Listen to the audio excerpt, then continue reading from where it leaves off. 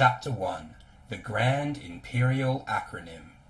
Contrary to its current branding, the concept of gender identity has always been a straight male project.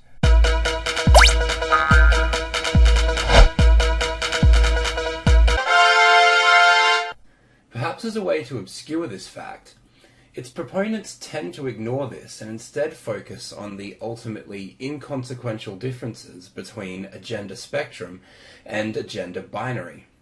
However, in terms of social justice, this framework is a complete distraction.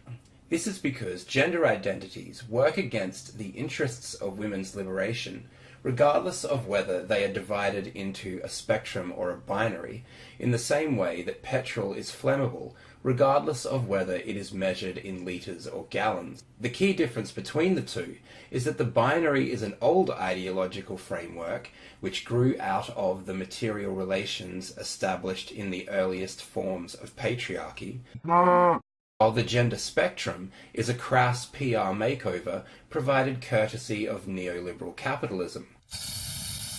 The so-called gender spectrum is little more than the clean coal of sexual politics.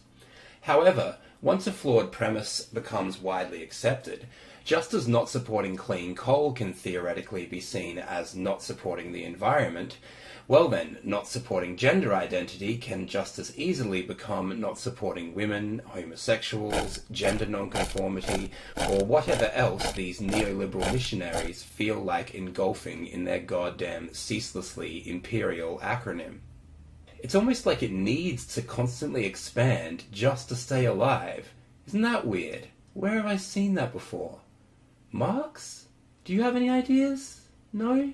Nothing about a superstructure? Oh well. Anyway, in order to understand the cover-up, we need to understand the crime. So what is patriarchy?